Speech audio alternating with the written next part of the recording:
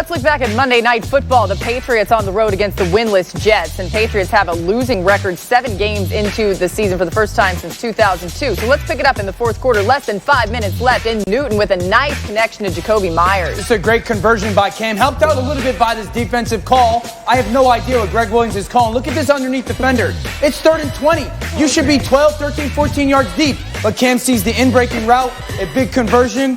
Outstanding job by Jacoby Myers sitting in that soft zone. So certainly a manageable 4th and 1 right here, and Newton keeps it himself. Awesome quarterback sneak. Use the big body to get that conversion. Then I love this. One-on-one, bottom of the screen, stop route, get the ball on time. And this is awesome by Damiere Byrd. Like, okay, I got space to run across the field. Look at Jacoby Myers blocking. This is the effort that the Patriots are notorious for over the last 2 decades. Ruled just short there. Patriots on the 3-yard line, prime position to tie the game. And Cam Newton does just that, punching it in for the TD. This is a great finish to that drive. Another awesome quarterback sneak by Cam. 8 seconds left. Newton once again to Jacoby Myers right here. Hey, listen, everyone has heard of cover one. This is actually a defense called pick one because there's no way that underneath defender, again, look at the vacated space. This is a defense that you call when you hope to get the number 1 pick. Credit New England for that conversion. There you go. Hey, maybe they were thinking about that. Adam Gase had a timeout, did not use it to ice Nick Folk, so the kick is good. Patriots win with a fourth quarter comeback, 30-27. And Dan, we've been talking a lot about Cam Newton. Cam Newton's been talking to himself about needing to be better. What did you make of his performance last night? Yeah, first of all, it's the 2nd straight week that Cam's played good football. But more importantly for me, it's been, I don't know if there's a player in the NFL this season that I have gained a greater level of respect and appreciation for than Cam Newton. Like, listen, he's had probably incredible ups and downs this year.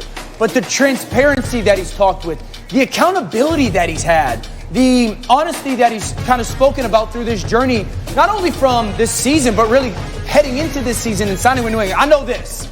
The conversation or the question has been like, has Cam Newton helped himself this year? Unequivocally, 100% yes. If I'm a football team or I'm running a football team, I want guys in my building like Cam Newton, especially veterans that have had the highs of highs, climbed a mountain. The accountability and the honesty that he has had and he's talked about can only be good for your locker room. Cam Newton, I have tons of respect for you, the way you've handled this season. Yeah, I have a tremendous amount of respect for what he's done too, but he has not helped himself as far as being a starter in this league. Like, I want to be honest. Y'all know I've been on the Cam Newton train, and I'm still on it. And I hope he finds a job. But these final games of this season, this back half of this season, is the most important weeks in Cam Newton's career. Not just this season or finding another team in his career. Because Cam Newton wants people to look at him as a starter.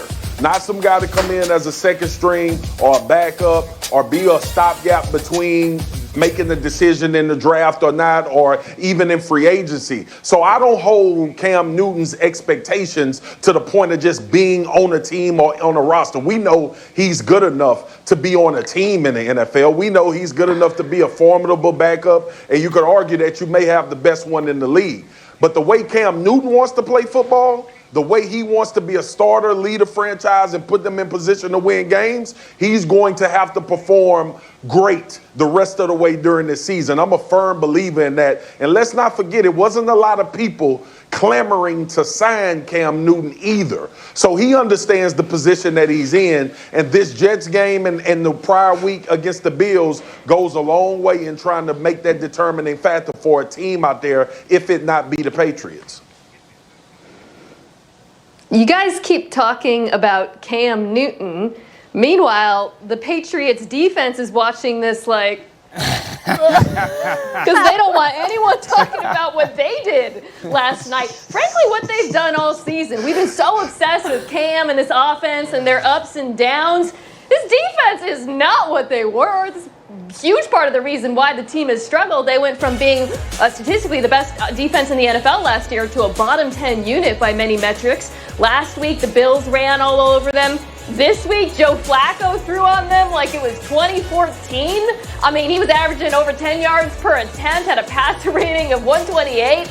I saw coverage breakdowns. I saw poor JC Jackson, who's normally very good, get absolutely toasted a couple of times. The Patriots, we were promised this year, or I guess the best possible iteration of the Patriots, were going to play ball control offense and good disciplined defense.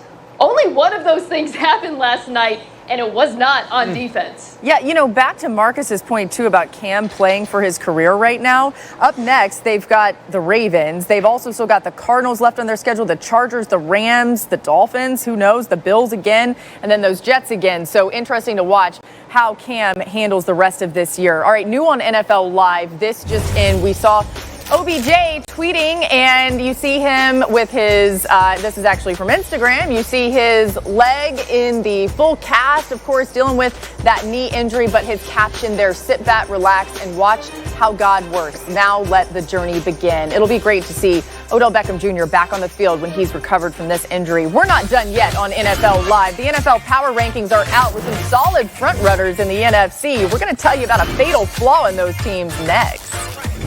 An NFL